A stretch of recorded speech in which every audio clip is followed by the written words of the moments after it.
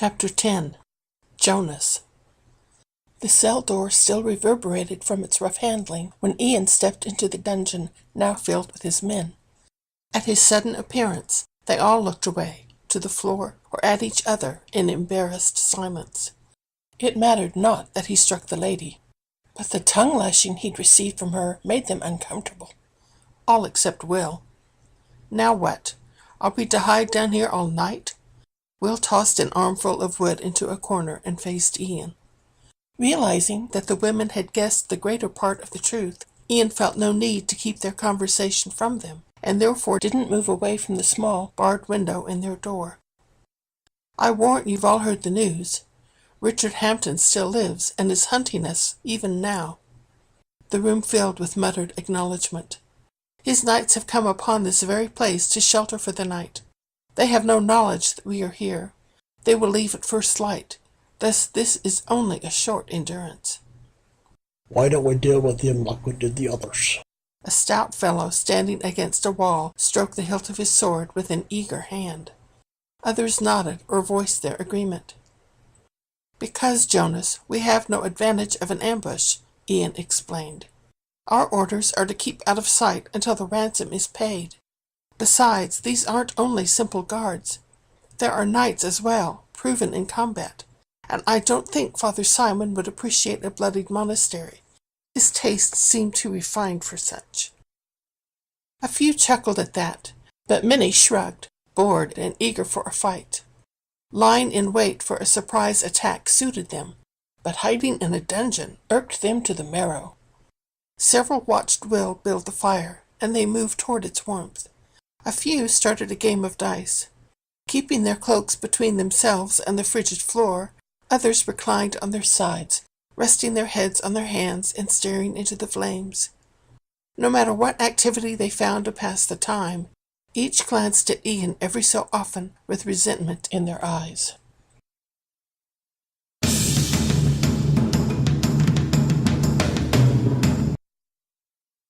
Beowulf turned his head, instantly awake, listening intently for the faint noise.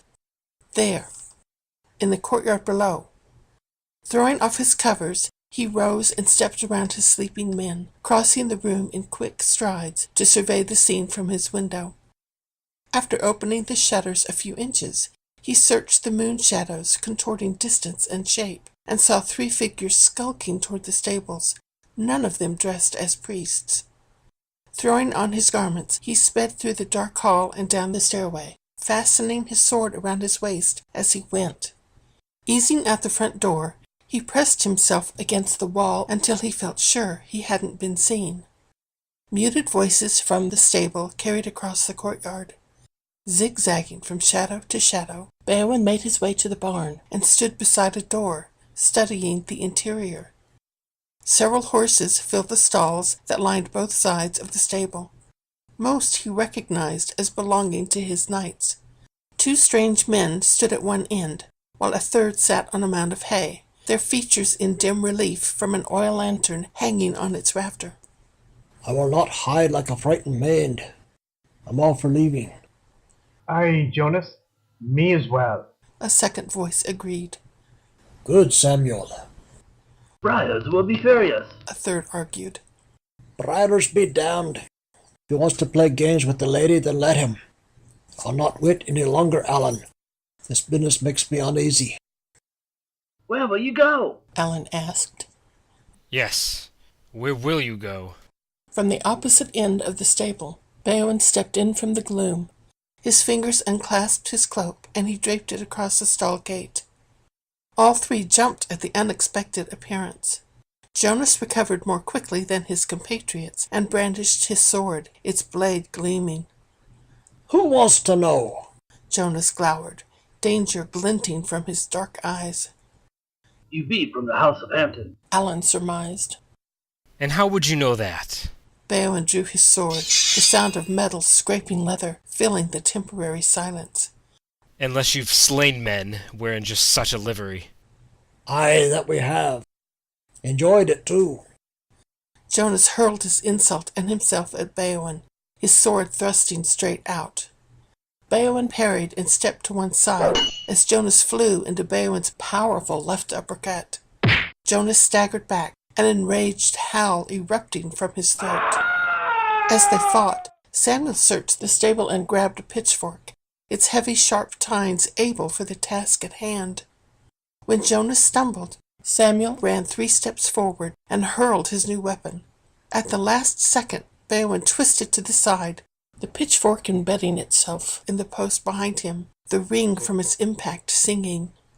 Samuel's face blanched at his failure, and he turned to flee. Beowulf leapt and grabbed Samuel's wrist. With a vicious wrench, Beowulf spun him around, with Samuel's back against his chest, the edge of Beowulf's sword pressing against his liver. "Where is Briars?" Beowulf hissed in his ear. Samuel gulped, and his eyes darted from Jonas to Alan, beseeching their assistance. Neither man moved. "Tell me!" The blade penetrated farther, slicing through cloth and skin. Samuel felt blood run down his side and Beowulf's hot breath on his neck. At that moment, he wanted nothing more than to live. Briars is. Samuel got no further. Jonas's knife whirled through the air, end over end, until it buried itself to the hilt in Samuel's chest. When Samuel slumped forward, Beowulf let him fall to the ground, and giving him no further thought, stepped around him. Keeping an eye on Alan, who stood unarmed and had yet to enter the fight, Beowulf addressed his adversary.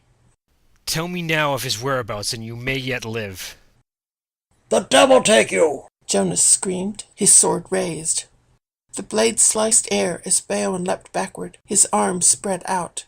He brought his own blade across in a forward slash, which Jonas countered, the sound of steel ringing through the stable and spilling into the courtyard. They exchanged thrusts and parries in a heated rush, the opponents evenly matched in height and strength. Somewhere in the flurry, Jonas cut Beowulf's left leg, causing Beowulf to stagger. With barely enough time for Beowulf to recover, Jonas lunged downward, but Beowulf caught the assailant's weapon with his own. The 2 men locked in combat, muscles trembling at the exertion, sweat beading both brows. Gray eyes met brown, both determined to destroy the other. With a loud grunt, Beowulf finally broke free and twisted to his right, just before another furious volley ensued. As the 2 struggled, Alan finally wrested the pitchfork free from its wooden prison. Just as he raised his arm to impale Beowulf's back, an arrow sliced the air and cleanly entered Alan's throat. Blood frothed from his wound and from his mouth as he slumped to his knees, a look of surprise on his face. Beowulf glanced over his shoulder to find Kenrick standing in the doorway, fletching another arrow. At Kenrick's nod, Beowulf stood back and addressed Jonas, both opponents heaving from their exertion. "You were outnumbered, sir. Yield and tell us what we want to know." I will not! Jonas lunged. His sword nicked Beowulf's arm, ripping the sleeve and creasing his bicep with crimson. In his rush, Jonas stepped past Beowulf. Not feeling the new wound, Beowulf spun full circle on his heel and cleaved across Jonas's back, severing spine, muscle, and lungs. He dropped to the ground like a stone, instantly dead.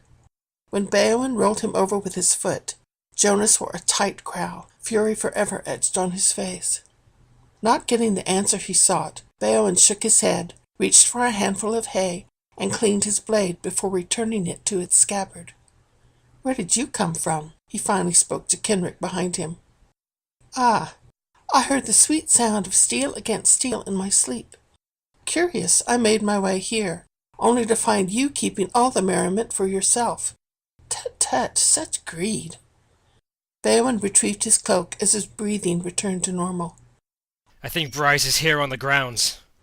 "Briars? Here?" Kenrick grabbed Beowulf's shoulder. "Don't play with me. For days I've dreamt of sinking my blade into that black heart.